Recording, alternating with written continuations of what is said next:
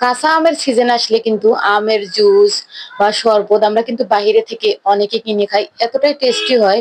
মনে হয় বাড়িতে কিন্তু বানিয়ে নিলে আরো বেশি একটু মজা হবে।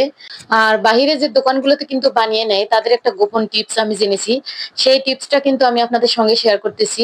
এইভাবে যদি একবার আমের জুস বানিয়ে খান, যে এটা কিন্তু পুরোই ফ্যান হয়ে যাবেন।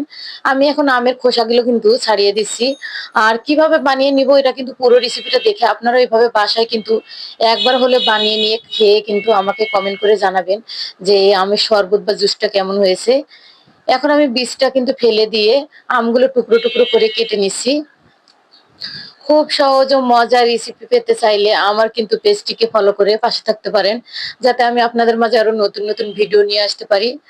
আর কাঁচা আমের সিজন আসলে কিন্তু এই শরবতটা আমি প্রায় বানিয়ে নেই, কারণ একবার খাওয়ার পরে এটা কিন্তু পুরোই ফ্যান হয়ে গেছি।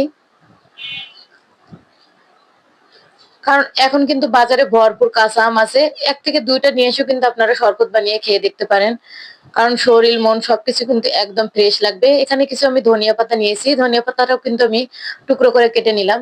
এখন আমি এখানে নিয়েছি একটা ব্লেন্ডারের জাগ, টুকরো করে রাখা আমগুলো কিন্তু দিয়ে দিলাম দুইটা আমি কাঁচামরিচ, সামান্য লবণ, বিট লবণ দিয়ে দিলাম। এখানে আমি টেস্ট অনুযায়ী কিন্তু চিনি 2 চা চামচ দিয়েছি, দিয়ে দিচ্ছি এখানে আমি লেবুর রস। আর যে সিক্রেট জিনিসটা কিন্তু মিশিয়ে নিব সেটা কিন্তু এখনই না, একবার ব্লেন্ডার করে নেওয়ার পরে কিন্তু আমি দ্বিতীয়বার এটা দিয়ে দিব। এখন আমি এখানে দিয়ে দিলাম পানি। এই তো একবার কিন্তু আমি ব্লেন্ডার করে নিয়ে নিয়েছি। এখন আমি এখানে দিয়ে দিলাম কিছু কোচানো ধনিয়া পাতা। এখন আমি দিয়ে দিব সেই সিক্রেট জিনিসটা, দিয়ে দেবো এখানে আমি 2 চা চামচ গুঁড়া দুধ। আপনাদের হাতের কাছে যদি গুঁড়া দুধ না থাকে তাহলে কিন্তু আপনারা তরল জাল করে রাখা দুধটাও দিতে পারবেন। এটাই কিন্তু আসল সিক্রেট ছিল। এইভাবে যদি একবার দুধ মিশিয়ে আপনারা কাঁচা আমের জুস বা শরবত বানিয়ে নেন, খাওয়ার পরে তো পুরো এটার ফ্যান হয়ে যাবেন। কারণ আমি তো একবার খাওয়ার পরে পুরো এটার ফ্যান হয়ে গেছি। আমি আবারও এখানে কিছু ঠান্ডা পানি অ্যাড করে দিলাম। আমের জুসটা আমি কিন্তু একটু চেক করে নিলাম, চেক করে নেওয়ার পরে দেখি যে এখানে একটু লবণ অ্যাড করে দিলে কিন্তু এটা দারুণ টেস্টি হবে। আবারও 1 চিমটি কিন্তু আমি এখানে লবণ দিয়ে নিয়েছি আমি এখানে 2টা গ্লাসের মধ্যে কিন্তু আমি এখানে আইস দিয়ে দিলাম। কারণ শরবত বা জুস বলেন, একটু ঠান্ডা ঠান্ডা খেতে কিন্তু খুবই ভালো লাগে।